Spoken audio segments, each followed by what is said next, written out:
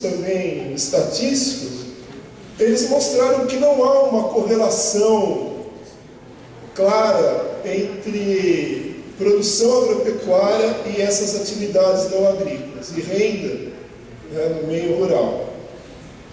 Então, por exemplo, se a gente pega uma série histórica, em alguns lugares, quando a produção agrícola cresce, às vezes não cresce junto a renda não agrícola. Né?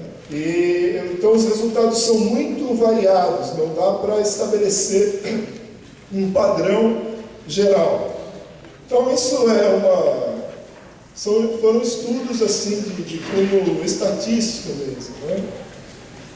E a partir desses dados aí, se chegaram então a uma série de conclusões, que no meu entender são equivocadas. E a gente depois vai discutir o porquê que eu acho que elas são equivocadas. Né? A primeira coisa é que o estímulo à agricultura, e aí, inclusive a agricultura familiar, teria pouca incidência no desenvolvimento rural. Né? Então, o que nós deveríamos ter uma série de políticas específicas de estímulo ao desenvolvimento rural, mas que não passariam necessariamente por uma consideração da agricultura ou da agricultura familiar. E que todo esse pensamento, né, é claro que ele vem do bojo de um grande movimento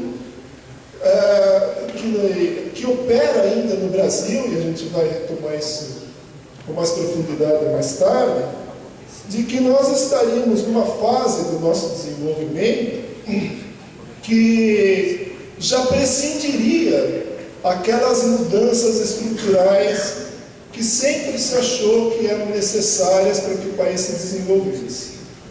Então, falaram, bom, não houve reforma agrária, mas o Brasil modernizou sua agricultura.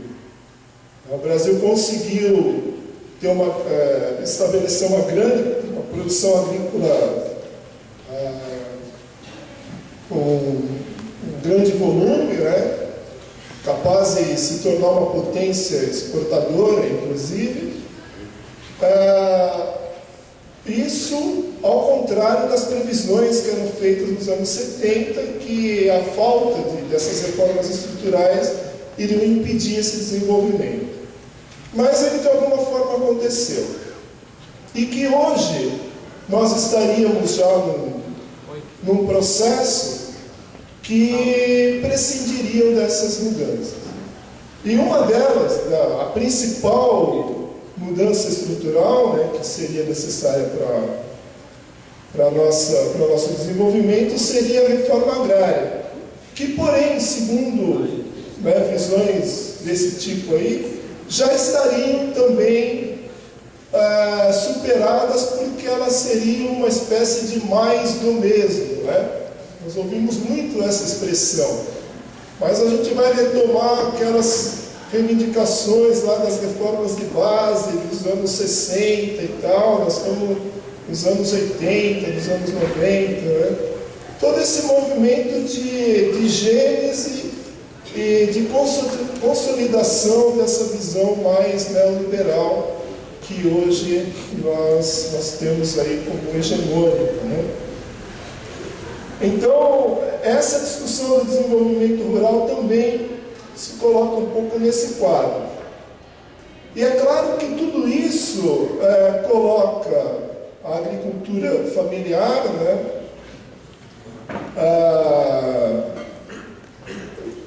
como algo voltado mais para nichos de mercado, como um tipo de produção que tem um cunho mais, que eles dizem, social do que econômico, né, que teria, enfim, um papel secundário em relação à agricultura voltada para a produção, propriamente dita, né, como dizem, que seria o agronegócio. Então, se abandona, segundo essa visão, a agricultura familiar como um eixo central de uma política para o meio rural, se consagrando assim a visão de que seria o agronegócio, né? Ou seja, a agricultura considerada estritamente como um negócio, e aí sem levar em consideração as relações de produção que estão dentro dela, que teria condições de ser o carro-chefe do desenvolvimento rural, do desenvolvimento da agricultura no Brasil. E o desenvolvimento rural entraria dentro dessas políticas meio compensatórias, né?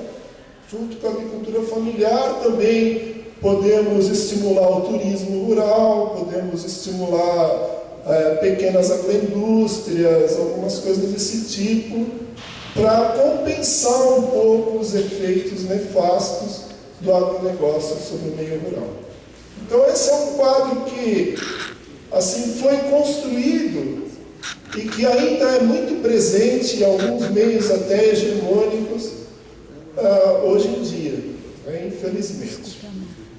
Vamos adiante. Bom, aqueles estudos que eu citei anteriormente, eles estão baseados muito em levantamentos estatísticos, né?